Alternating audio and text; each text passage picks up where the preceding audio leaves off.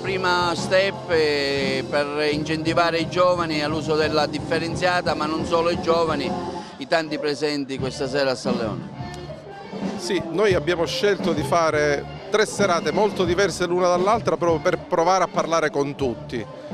Abbiamo scelto anche una campagna pubblicitaria per parlare con tutti e stiamo cercando di far comprendere come davvero a partire da agosto prenderà il via il primo step della raccolta differenziata e da agosto all'autunno tutti ad Agrigento dovranno fare la raccolta differenziata. Siamo soddisfatti di come siano andate le attività che abbiamo iniziato questa primavera. Riprenderanno le attività di comunicazione, anzi continueranno per tutto agosto e poi riprenderanno dopo 15 giorni di stop a settembre con le scuole.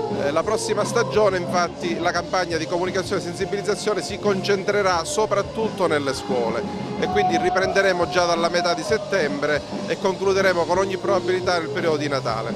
Partiranno ora le attività commerciali?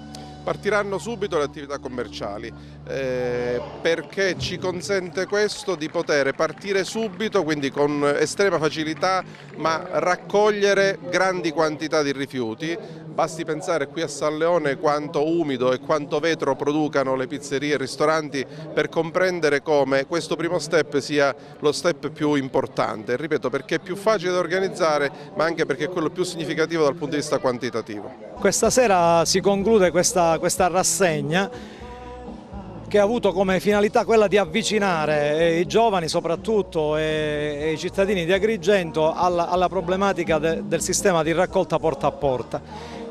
Come sapete questo sistema ha avuto inizio nel quartiere Fontanelle qualche mese fa e adesso è nei programmi dell'amministrazione comunale e della Agrigento SRR Ato 4 Agrigento Est, che è la nuova società che gestisce i servizi dei rifiuti per 26 comuni, quella di iniziare in tutto il comprensorio della provincia, di questa parte della provincia di Agrigento.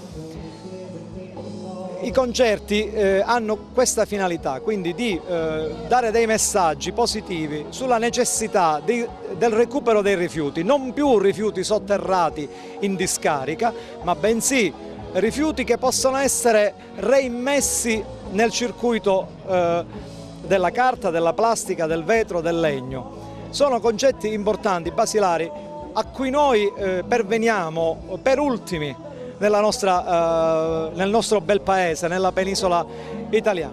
Perché? Perché già abbiamo visto come regioni come la Campania hanno ottenuto dei grandi risultati proprio in questi ultimi anni, parlo di Benevento, di Salerno, con punte che vanno oltre il 70% di raccolta differenziata.